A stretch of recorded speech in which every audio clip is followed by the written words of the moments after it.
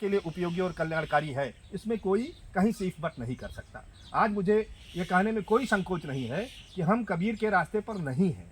बहुत कम हैं, बहुत कम लोग हैं, बहुत हिम्मती लोग हैं जो उसकी बात कहते हैं। हमने कबीर जिन तीनों लोगों का मैं नाम ले रहा हूँ, ये भारत की मूल श्रमण परंपरा के लोग हैं। और जो भारतीय संस्कृति आज दिखाई दे रही है, ये श्रमण और ब्राह्मण परंपरा का मेल जोल है। तो हमने श्रमण परंपरा को नेग्लेक्ट कर दिया, काफ़ी कुछ छोड़ दिया। इस पर जो नए रिसर्च शोध आ रहे हैं, उस पर बात करने के लिए आज बहुत ज़्यादा अवसर नहीं है। कभी आप बात करना चाहेंगे तो मैं बात करूँगा, और उसकी हमको ज़रूरत है। उसके बिना हमारे बच्चे, हमारी अगली पीढ़ी कबीर के रास्ते पर आए बिना हमें असली लाभ नहीं मिल सकता। उस पर हमको लगातार सोचना होगा, काम करना होगा। और कबीर दास की जो बातें हैं, जो उनके दोहे हैं, उद्धरण हैं, उसमें काफ़ी कुछ ये स्वाभाविक होता है। जब कोई बड़ा कवि होता है, जैसे विद्यापति हुए, तो तमाम लोगों ने उन्हीं की शैली में, उसी छंद में अपनी बात कह करके कुछ परोस दिया।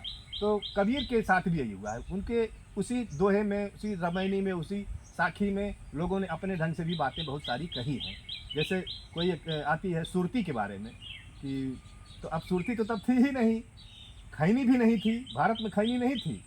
सबसे पहले वो सूरत में पैदा हुई, सूरत से सप्लाई होने लगा पूरे देश में, तो उसको सुरती कहा गया। सूरत से आने के नाते सुरती कहा दिया गया। खैनी भी नहीं थी, चाय भी नहीं था। हमारे यहाँ की व्यवस्थाएं बहुत सारी दूसरी थी। तो कबीर, अगर खाती कबीर की कोई बात, हम जो कबीर पंथी हैं, मैं खुलेआम कह रहा हूँ कि कबीर पंथी कबीर को नहीं जानते ठीक से। उनको जो बताया गया उतना ही जानते हैं, और हमें भी, भाई हमारी गलती भी नहीं है, हमको जो कोई बताएगा उतना ही नहीं जानेंगे।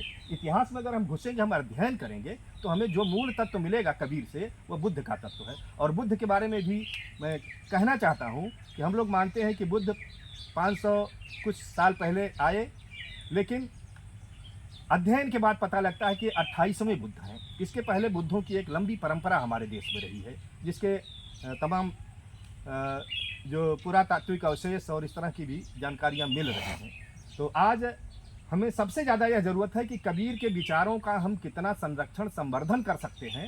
और एक अच्छी बात है कि आजमगढ़ तमाम ऐसे महापुरुषों का, विद्वानों का गढ़ रहा है। राहुल सांकृत्यायन से लेकर के आचार्य चंद्रबली पांडे जी, ये सभी लोग, तो कहीं न कहीं इसका महत्व है। और सूफी साहित्य पर उन्होंने काम किया है। आचार्य चंद्रबली पांडे जी ने सूफी संत एक तरह से वो थे। तो ये सूफी का जो पूरा मामला है, यह भी, इसका भी ताना बाना पूरी तरह से बुद्ध से जुड़ा हुआ है। और ये हिंदू मुस्लिम, ये बहुत इसमें कुछ है नहीं, इस पर गहराई में जाएंगे। अब आजमगढ़ और कबीर में जो जुड़ाव की बातें हो रही हैं जी, अब ये चीज़ें और तेज़ी से बढ़ेंगी, इसका विस्तार होगा, और इस चीज़ को लेकर के, उनके जन्म स्थान को लेकर के आप लोग आगे प्रयास करते रहेंगे। बिल्कुल बिल्कुल, ये होना चाहिए। और यहाँ की आबो हवा में कुछ ऐसी खासियत है, जो कबीर के विचारधारा यहाँ लोगों में रमी हुई है, छिपी हुई है। आज यहाँ बैठे हुए हम ज़्यादा लोग सवर्ण हैं, ब्राह्मण हैं कहने को, लेकिन हम लोग भी कबीर पर चिंतन कर रहे हैं। और यह है, ब्राह्मण का मतलब क्या होता है। जैसे एक ब्राह्मणी से उनका जन्म हुआ, तो ब्राह्मण का अर्थ क्या है। मुझे कोई किसी धार्मिक ग्रंथ से ला करके बता दे कि ब्राह्मण का मतलब जन्म से होता है, कभी नहीं, कतई नहीं, गलत है।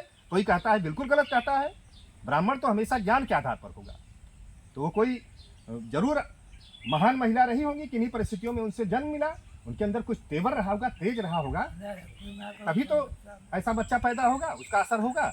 तो ये सारी बातें कबीर के नाते ही हम बोल पा रहे हैं। हम कबीर के जिले के नहीं होते, कबीर से हम लोग जुड़े नहीं होते, तो शायद ये बातचीत नहीं होती। तो बहुत ज़्यादा चर्चा न करके, कभी आवश्यकता पड़ेगी तो हम इस पर बात करेंगे विस्तार से। और भी कोई सज्जन बात करना चाहते हैं?